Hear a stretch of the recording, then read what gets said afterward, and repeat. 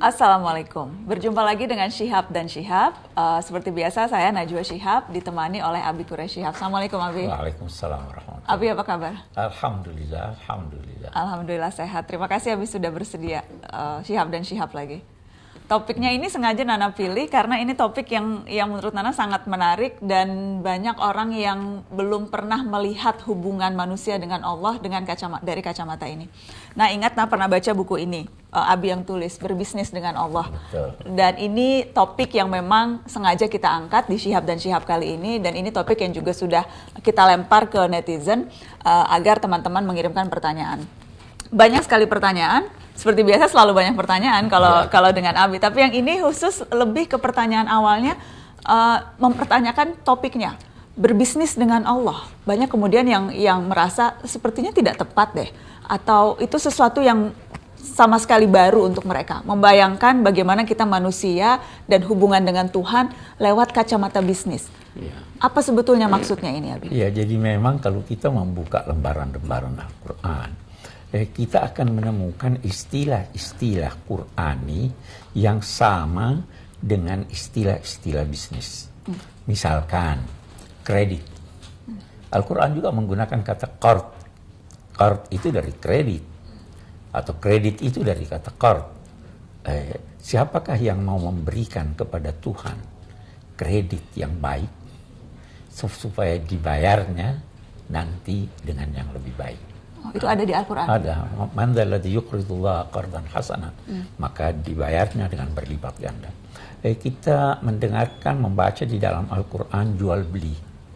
Sesungguhnya Allah membeli dari orang-orang mukmin itu jiwa mereka dan akan dibayar dengan surga. Itu kan bisnis tuh. Jadi terminologi bisnis, kredit, jual beli. Itu spesifik digunakan untuk menggambarkan hubungan manusia dengan penciptanya? Hubungan manusia dengan penciptanya. Nah, di sini kita, dan masih banyak lagi istilah-istilah lain, perdagangan.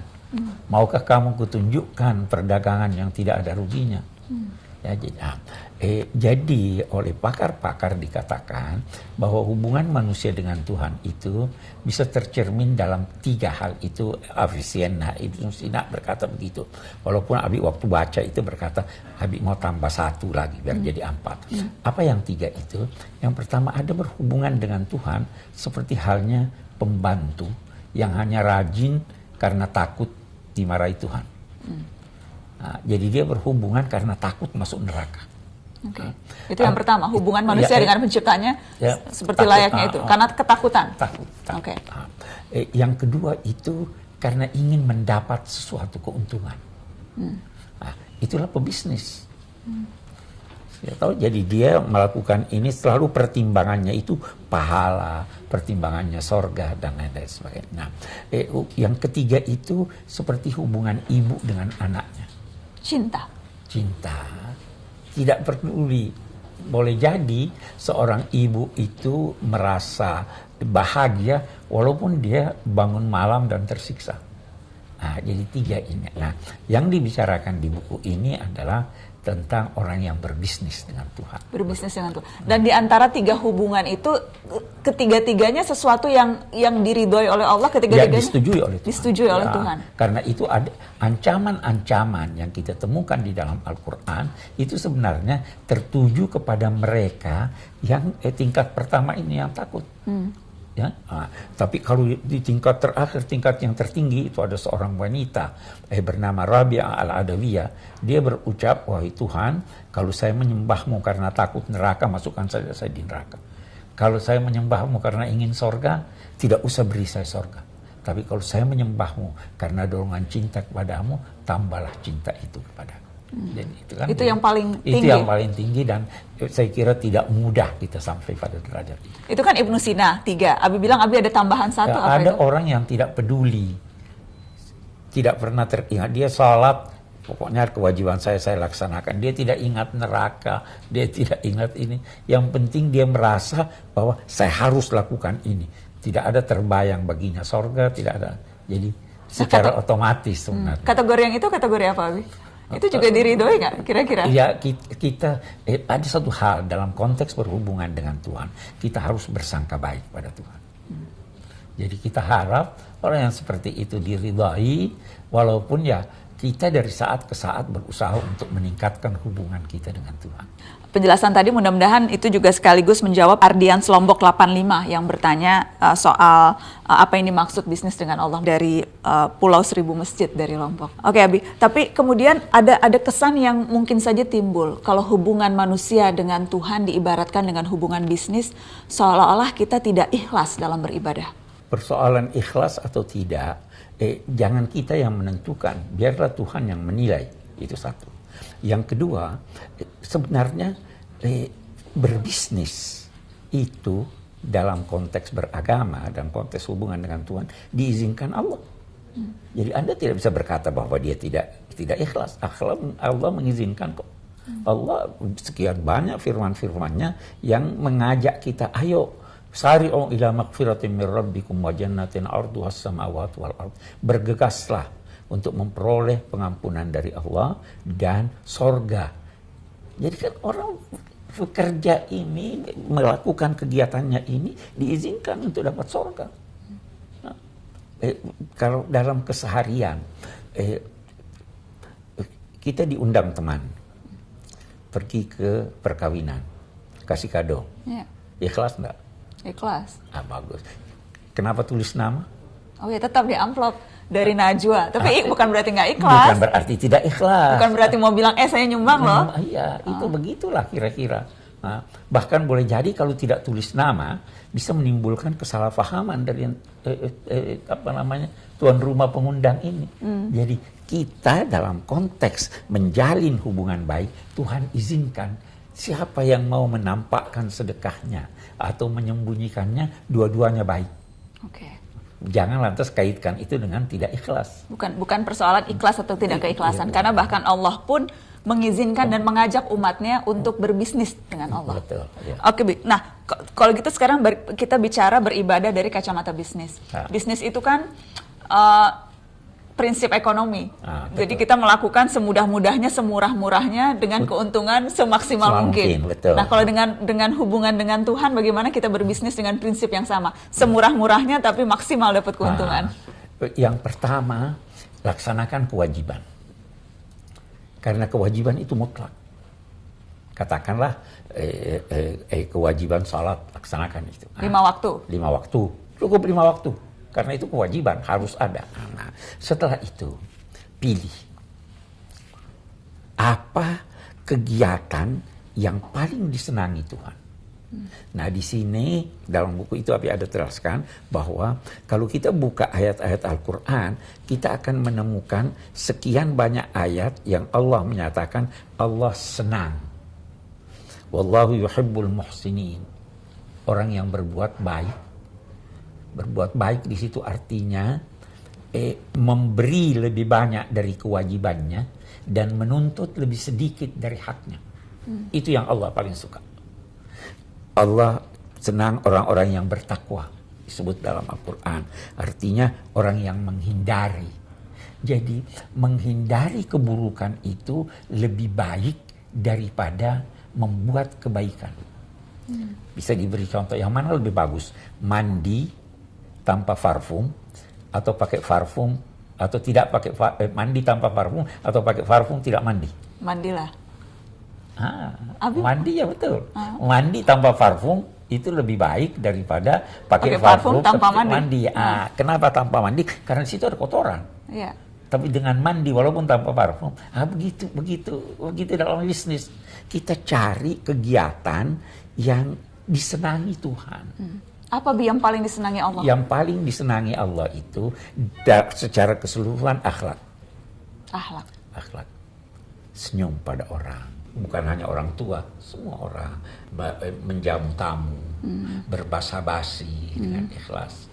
Itu sebabnya Nabi bersabda, ada orang-orang yang beribadah, tetapi ibadahnya tidak diterima oleh Tuhan karena dia tidak berakhlak. Nah, ada orang-orang yang mencapai derajat yang sangat tinggi, walaupun ibadahnya tidak ibadah dalam arti ibadah ritual, tapi karena akhlaknya luhur, maka dia mendapat tempat yang tinggi. Sekian banyak orang yang melakukan kegiatan yang baik, yang justru mendapat kedudukan yang sangat tinggi. Jadi kalau mau bisnis, cari yang mudah. Akhlak itu sebenarnya, apalah susahnya senyum, apalah susahnya berbahasa basi. Nah, dari tadi senyum terus ini. Sama Abi senyum terus. Itu sama semua orang kita senyum, kita. Jadi hal-hal yang sangat sederhana yang bisa menunjukkan akhlak yang menunjukkan akhlak yang baik. Ya, Okay. karena memang Islam diturunkan untuk menyempurnakan akhlak. Abi, kita bicara dari kacamata bisnis. Pebisnis itu biasanya kalau investasi tidak menaruh uangnya hanya di satu tempat. Betul. Jadi menaruh telurnya di banyak keranjang supaya kalau yang ini nggak untung, yang ini masih untung. Betul. Ini. Nah, kalau bisnis dengan Allah bagaimana? Begitu juga, biar beragam. Ya toh, sekali akhlak yang baik, akhlak menjamu tamu, sekali membantu orang, sekali bermacam-macam. Dan ada hal yang penting juga, bahwa hendaknya itu dilakukan dengan memperhatikan kondisi pebisnis. Kalau katakanlah orang tidak butuh telur, tidak usah jualan telur. Ya. Ya, begitu juga dalam berbisnis dengan Tuhan. Boleh jadi bersedekah, ada waktunya lebih baik sedekah daripada pergi umrah. Ya kan? Nah, apalagi kita tambah lagi dalam konteks berbisnis, Tuhan itu senang untuk diberikan kepada hambanya. Dia lebih senang itu didahulukan daripada dipersembahkan kepada Tuhan sesuatu yang berbentuk ibadah ritual. Oke. Karena kemudian ini nyambung di pertanyaan dari teman-teman di netizen B. Rizky Aziz, Abi, bagaimana sebaiknya jika ada umat Islam yang rutin bepergian umroh ibadah sunnah padahal dia masih memiliki saudara dan tetangga yang kesulitan? Waduh. Ini menjawab yang tadi berarti. Iya. Saya pikir membantu orang lain, apalagi saudara, jauh lebih afdal, jauh lebih senangi Tuhan daripada pergi umrah berkali-kali. Bukan hanya umrah, boleh jadi kegiatan lain. Jadi itu ya tadi, melihat kondisi dan juga kesesuaian. Kesesuaian dengan itu. Ada yang dinamai adabul waqt, adab situasi. Oke, Bi. Ini kemudian kita nyambung ke pertanyaan dari Andi Guno.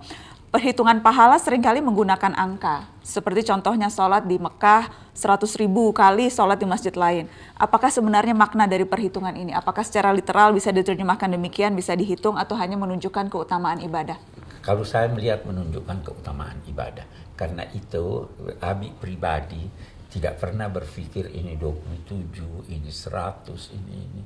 Bahwa itu Tuhan mengutamakan itu. Jadi kalau mau sholat sunnah atau sholat berkesempatan ke Mekah, ke Madinah, ke ini lebih utama. Itu sebabnya misalnya Nabi bersabda ada 3 masjid yang dianjurkan orang pergi ke sana kalau dia mampu.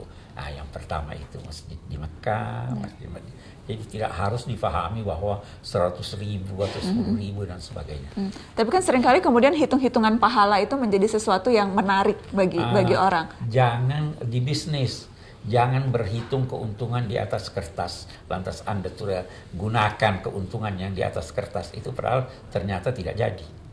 Ya kan? Dulu itu ada kita punya teman, kita saudaranya Abi lah, selalu itu berhitung, oh ini di atas kertas, terus dia keluarkan uang itu padahal ternyata kemudian merugi.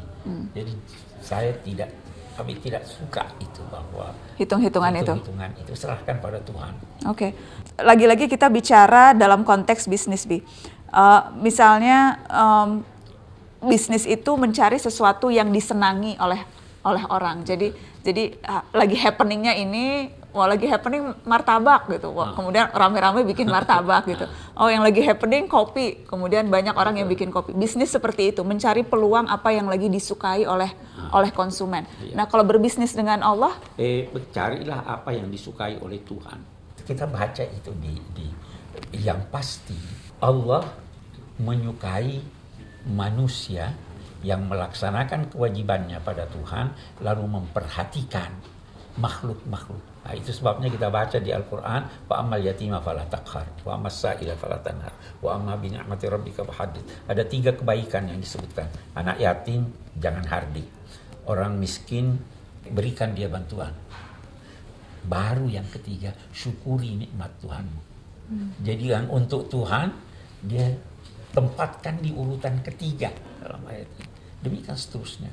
Bisnis dengan Allah berarti keuntungan yang diperoleh Allah apa, Bi? Atau ini semuanya untuk manusia? Semua untuk Allah. Itulah tanda kasih sayang Allah. Ada satu hal barangkali itu secara tegas Allah menyatakan, saya tidak menciptakan manusia dan jin kecuali untuk beribadah. Saya tidak mengharapkan dari mereka sesuatu. Ma uridu minhum min rizqin wala uridu an yut'imun. Saya tidak mengharapkan rezeki dari mereka. Allah tidak membutuhkan sesuatu. Apa yang bisnis yang dilakukan manusia itu keuntungannya kepada manusia, bukan kepada Tuhan. Allah tidak butuh apapun dari kita. Allah tidak butuh apapun dari situ. Tapi karena kasih sayangnya kepada makhluk, maka dia beri petunjuk. Kamu lakukan ini, kamu lakukan ini. Sama-sama satu orang, kalau bisa diberi ilustrasi, mau jalan-jalan ke Amerika? Mau. Nana bisa tanya, biayanya dari siapa? Ya toh? Abi yang kasih biaya. Bagaimana saya hidup di sana? Saya kasih uang saku. Bagus nggak itu? Bagus. Terus bilang lagi, kalau kamu di sana itu ada jalan baik, ada jalan jelek. Jangan ikut jalan ini. Kalau kamu pulang, saya kasih kamu hadiah. Bagus sekali enggak? Luar biasa. Tuhan begitu. Kamu lahir di dunia, ada makanan, ada ini, tinggal kamu cari. Saya beritahu, ini tempat yang baik, ini tempat yang buruk. Kalau kamu kembali pada saya kasih bonus, masukkan kamu di surga. Tidak butuh apa-apa. Itu. Karena itu di dalam Al-Quran ada dikatakan, bagaimana masuk di akal kamu itu mengingkari nikmat Tuhan.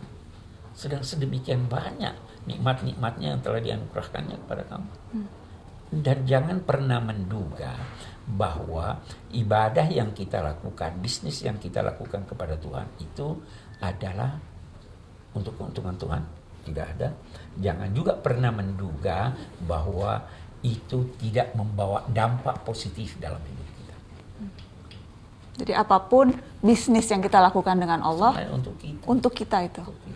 Untuk ketenangan hati. Untuk nama baik. Orang itu orang baik tuh. Akhlaknya luar biasa. Akhlaknya luar biasa ininya, ya kan? Untuk kita, tidak ada yang untuk Tuhan. Abi bicara soal sedekah. Deputri Nofta bertanya, bagaimana menurut Abi soal sedekah yang terpaksa tapi jumlahnya cukup banyak? Apakah Allah akan tetap memberikan pahala sedekah? Karena saya pernah baca di sebuah buku, katanya nggak apa-apa deh sedekah terpaksa dulu supaya kebiasaan daripada nunggu ikhlas terus tapi jumlahnya cuma 1.000-2.000 aja. Salam dari Kalimantan Utara, dari Kalteng. Sekarang di keterpaksaan itu ada dua macam paling tidak yang tergambar sekarang.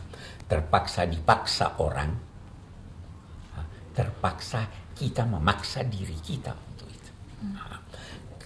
Kalau kita yang memaksa diri kita untuk melakukannya, untuk melakukan kebaikan, maka itu baik. Gitu. Akhlak itu tidak lahir kecuali melalui pembiasaan, dan pembiasaan itu pada mulanya dilakukan dengan terpaksa. Ya kan? Tetapi kalau Anda bersedekah karena diancam, kalau tidak begini, itu namanya tidak tulus. Tapi kalau kita memaksa diri kita sendiri yang memaksa supaya terbiasa untuk mengeluarkan, itu bagus. Itu tidak apa-apa. Ya. Ini kemudian ada dari Andre Navara. Assalamualaikum Abi Quraisy. Waalaikumsalam warahmatullahi wabarakatuh. Saya mau bertanya tentang sedekah ekstrim, dikasih tanda kutip. Belakangan ini marak sekali kampanye sedekah ekstrim yang mengajak kita untuk justru menyedekahkan sebagian besar atau bahkan seluruh harta kita ketika kita sedang kesulitan finansial, dengan harapan agar Allah akan segera mengembalikan harta yang kita sedekahkan itu berlipat kali untuk menolong kita sesuai janjinya. Sedekah yang seperti ini dibenarkan? Begini, kita itu disuruh, diperintahkan, dianjurkan moderasi. Jangan pernah berkata, keluarkan seluruh apa yang di saku Anda, nanti akan datang dari yang lain. Tidak. Al-Quran memerintahkan, jangan jadikan tanganmu terbelenggu ke lehermu, kikir, dan jangan juga mengulurkannya sedemikian rupa. Nabi juga memperingatkan, kalau mau mengambil zakat dari orang, jangan ambil hartanya yang baik-baik.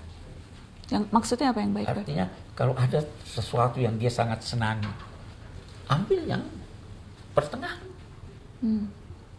Walaupun yang bersangkutan jangan mengeluarkan yang kamu tidak suka. Tapi yang pertengahan. Jadi agama ini moderasi. Saya tidak setuju orang yang mengiming-iming. Keluarkan nanti Tuhan ini. Saya kira itu bukan tuntunan agama yang saya pahami. Oke. Tapi moderasi lah, keluarkanlah. Tapi ingat ada keluargamu. Ingat ada hari esok. Ingat. Saya kira itu. Jadi pertimbangan-pertimbangan yang juga harus semuanya diperhitungkan. Semua harus diperhitungkan. Oke, Abi. Nah, kembali ingin bertanya soal prinsip-prinsip berbisnis dengan Allah dengan analogi prinsip berbisnis secara umum. Biasanya kalau bisnis itu ada sales promotionnya, Bi. Jadi orang yang mengajak, ayo beli barang saya. Terkadang kita kemudian kalau sekarang kan ramenya jualan di IG tuh, Bi. Wes, endorse dong sis gitu. Jadi ada banyak cara dilakukan untuk ini. Jadi kalau di agama siapa tuh, Bi? Sales promotionnya? Puncaknya itu Nabi. Nabi lah yang dengan ramah mengajak. Orang pebisnis Anda tidak menjadi pebisnis paksa orang kemari. Ulama. Yang tentu harus ramah, mengajak orang kemari, bukan ngancam dan sebagainya. Itu promotornya. Kalau ada barang Anda sebaik apapun, tapi Anda menawarkannya dengan memaksa orang, dengan memaki orang, itu pasti tidak akan laku. Jadi ada promotornya, itu ada. Promotor tertingginya para nabi. Para nabi. Nabi Muhammad diingatkan, kalau kamu kasar, kunta fadhlan ghalizal qalb, hatimu keras, orang akan lari dari kamu. Bagaimana Nana mau ngajak orang beli barang Nana kalau mukanya serem, kata-katanya buruk, teriak-teriak, dan sebagainya. Nah, ingat kita dulu waktu di Mata Najwa kisah 2 sahabat, Abi pernah bilang arti kata dakwah sendiri itu artinya hadiah. Hadiah. Nabi adalah memberi hidayat, menyampaikan hidayat Tuhan. Seakar dengan kata hadiah. Hadiah itu kan bukan dilempar. Hadiah itu dibungkus rapi, indah. Dikasih pita, baru diserahkan sama orang dengan lemah lembut. Begitulah seharusnya orang berpromosi dalam bisnis. Begitu juga promosi dalam berbisnis dengan Tuhan, dalam berdakwah. Bukan dengan teriak-teriak, mengancam. Bukan mengancam, teriak. Dan kalau kemudian, kalau nggak masuk surga. Iya. Itu ancaman-ancaman surga neraka itu bukan itu yang terakhir dan kita melihat kondisi. Oke, Bi, prinsip yang sama di dalam berbisnis ada resiko. Bisnis dengan Allah resikonya? Resikonya bukan dari Allah, tetapi resiko ketika berbisnis dari pihak ketiga. Kita punya musuh dalam berbisnis dengan Allah. Musuh kita itu setan. Jadi hati-hati. Jangan sampai setan melengahkan kita dari bisa berhubungan baik dengan Tuhan. Jadi itu yang harus diwaspadai. Resiko bukan datang dari Allah. Resiko terkait dengan aktivitas kita dalam berbisnis yang akan dipengaruhi oleh setan. Dari Ayah Rumi, Assalamualaikum Mbak Nana dan Abi, Waalaikumsalam warahmatullahi wabarakatuh. Saya Ningrum Hidayat dari Tangerang. Pertanyaan saya, jika hubungan manusia dengan Tuhan itu seperti bisnis, apa benar Tuhan hanya akan melayani pembeli yang bayar cash, menyenangkan hatinya, soleh-solehah banget, dan akan memandang sebelah mata pembeli yang bayarnya nyicil? Taat kok sama Tuhan tapi ya nggak soleh-solehah banget. Terima kasih. Semoga Allah memuliakan keluarga Syihab. Amin. Terima kasih Ayu Rumi. Harus bayar cash atau boleh nyicil, Wi? Sekarang begini, satu hal dulu. Sebenarnya Tuhan kalau substansinya tidak perlu Anda membayar. Karena Tuhan tidak butuh apapun dari kita. Tuhan tidak butuh apapun. Yang kedua, apa yang diminta dari Anda untuk Anda lakukan itu untuk kemaslahatan Anda. Harta yang diminta itu Tuhan beri Anda. Baru dia suruh keluarkan sebagian untuk orang. Jadi tidak kita berkata bahwa Tuhan bayar menyicil, ini bayar kontan, itu sebenarnya substansinya tidak demikian. Ya, karena Tuhan sudah beri Anda. Ini loh ada uang, itu dalam Al-Quran dikatakan wa atuhum mimma lillahi ladzi atakum. Berikan orang dari harta Allah yang diberikannya kepada kamu. Kita tidak dituntut memberi orang lain kalau kita tidak punya. Tapi apa yang kita peroleh itu adalah anugerah Allah. Nah itu yang Allah suruh berikan sebahagian. Tidak semuanya juga. Menarik itu. Di dalam Al-Quran ada dikatakan, Tuhan juga tahu kalau dia minta seluruh hartamu, kamu kikir. Ada di Al-Quran? Ada di Al-Quran. Dia tahu kalau minta semua, maka dia hanya minta sebahagian. Dan kalau yang sebahagian itu kamu tidak mau berikan, maka itu akan menimbulkan kecemburuan sosial dalam masyarakat. Ya, jadi jangan bilang Tuhan bayar menyicil kita atau bayar tunda, dia udah kasih kita sebelumnya. Sebelumnya sudah dikasih. Dan dijanjikan kalau kembali kepadanya akan diberikan yang lebih. Akan diberikan yang lebih baik. Oke, Abiku, ini kita akan jawab lagi pertanyaan dari teman-teman. Dari Iqbal Al-Jabir Pujiono, Mbak Nana titip tanya ke Abi, apakah surga dan neraka itu bagian bisnis Allah supaya manusia itu tunduk? Saya tidak menganggap itu bagian bisnis. Karena bisnis, pembayaran, itu surga dan neraka bonus. Bonus? Karena Anda berbuat baik, saya kasih bonus. Bukan bagian dari bisnis. Ya toh? Karena kalau bagian dari bisnis, Anda bisa nuntut. Saya sudah salat, kenapa saya tidak dapat surga? Tidak. Tidak ada seorang pun, itu pernah heboh tuh Pak Ivan, saya ulang, tidak ada seorang pun yang masuk surga karena amalnya. Surga itu anugerah Allah. Amal yang Anda lakukan itu untuk kebaikan Anda. Jadi bukan dalam konteks bisnis, hanya karena Tuhan maha baik, maka dia lihat, oh ini orang waktu hidup di dunia mengindahkan apa yang saya minta dari dia. Maka ketika kembali dikasih bonus. Tapi banyak sekarang kemudian orang yang beribadah dengan tujuan akhir yang iming-imingnya itu surga, Abi. Nah, itu tadi Tuhan menjanjikan itu, ya. Tetapi dalam saat yang sama setiap orang harus sadar bahwa bukan amalnya yang menjadikan dia masuk surga, tapi anugerah. Anugerah Allah. Ya. Tapi itu bukan berarti kita tidak, karena kalau kemudian jadi apa yang dilakukan, ibadah, berbuat baik, menyempurnakan akhlak, memperbaiki tingkah laku dan sebagainya itu bagian dari upaya kita sebagai amalan saja. Upaya kita sebagai amalan bagus, itu satu, dan upaya kita mendekatkan diri pada Tuhan. Agar anugerah itu kita terima. Agar dia berkenan memberikan anugerah. Ya, kita tidak boleh menuntut surga. Tidak. Kita bisa minta, ya Allah, saya butuh surga.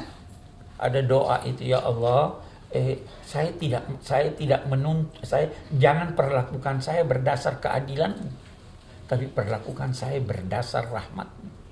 Karena kalau berdasar keadilan, kita masih berkekurangan terhadap Tuhan. Ya Allah, saya tidak mengandalkan amal saya untuk mendapatkan surga. Yang saya andalkan adalah anugerah-Mu. Rahmat-Mu. Ya kan? Jadi kita berdoanya itu ya, Abi? Iya, kita berdoanya begitu. Apa Abi lafalnya biar teman-teman yang berdoanya gitu ya? Ayo teman-teman coba Abi. Abi nanti di akhir Abi berdoa, kita semua amin ya, Abi. Oke, kita jawab pertanyaan yang lain dari teman-teman. Bagaimana hukum berbisnis dengan orang yang berbeda agama dengan kita? Apakah ada batasannya? Tidak ada batasannya, kecuali batas legal dan sah menurut syariat. Oke, sesederhana itu. Ya. Nabi berbisnis dengan orang non-Muslim. Ya, Nabi pernah menggadaikan perisainya kepada orang Yahudi. Tidak ada masalah. Tidak ada masalah. Menyambung dengan pertanyaan dari Zefri Andalas. Bisnis apa yang pernah dilakukan oleh Nabi dan Rasul Allah? Bermacam-macam. Dan Muhammad sebelum jadi Nabi berdagang. Ada sangat populer itu Nabi Daud. Nabi Daud diperintahkan membuat perisai dari besi. Nabi juga pernah bersabda menyangkut beliau bahwa beliau itu melakukan kegiatan-kegiatan amalan-amalan yang berdasar pekerjaan tangan, buat tangannya. Ya, Nabi Daud jadi terampil dengan tangannya. Terampil tangannya. Bermacam-macam. Yang jelas para nabi itu bekerja. Oke. Baik. Itu ada banyak pertanyaan yang lain, tapi sayangnya waktu kita sudah habis, Abi. Jadi mudah-mudahan nanti pertanyaan-pertanyaan yang lain atau topik yang lain bisa kita bahas di Syihab dan Syihab berikutnya. Terima kasih Abiku. Makasih. Selalu senang diskusi sama Abi di Syihab dan Kita Syihab. mau bisnis sekarang. Kita bisnis ya. Abiku, Iya. kita tutup dengan doa ya Abi. Doa Kita doa. bagaimana agar amalan-amalan yang kita lakukan itu juga akan membuahkan kita anugerah surga nantinya. Jadi ada beberapa doa sebenarnya itu yang singkat-singkat dalam konteks kita berhubungan dengan Tuhan. Misalnya, Allahumma inilah as'aluka raddal qada walakin as'aluka lutfa fi. Ya Allah, saya tidak bermohon engkau membatalkan ketetapanmu. Saya hanya bermohon kiranya ketetapanmu itu menimpaku secara lemah lembut. Kalaupun aku harus terjatuh dari tingkat tinggi, maka biarlah aku terjatuh di kumpulan jerami. Kata itu. Amin. Ada doa misalnya, ya Allah, jangan perlakukan aku berdasar keadilanmu. Karena dengan keadilanmu, dengan dosaku yang banyak aku akan tersiksa. Tapi perlakukanlah aku dengan rahmatmu, karena dengan rahmatmu segala dosaku akan terampuni. Amin. Saya kira itu doa-doa singkat yang mungkin bagus kita, walaupun tidak dibaca secara resmi, tapi kita renungkan untuk kita ini. Oke, amin. Thank you Abiku. Thank Terima you. kasih. Syukran jazilan. Assalamualaikum warahmatullahi wabarakatuh. Kita berbicara tentang berbisnis dengan Allah. Mari kita berbisnis karena upaya berbisnis dengan Allah itu sebenarnya peringkat pertengahan. Jangan menjadi seperti seorang hamba sahaya yang takut pada Tuhan kalau dia merasa dilihat oleh Tuhan. Tapi mari kita berbisnis, kita tidak takut dalam pengertian mendorong kita melakukan sesuatu, tetapi kalau tidak terlihat lantas tidak melakukannya. Mari kita berbisnis selalu. Pebisnis itu selalu menjaga hubungan baik dengan Tuhan. Pebisnis itu selalu menjaga hubungan harmonis dengan mitranya. Dan pebisnis itu mencari hal-hal yang mudah untuk mendapatkan keuntungan yang lebih besar. Dalam konteks Tuhan, dalam konteks beragama, yang mudah itu adalah akhlak yang luhur.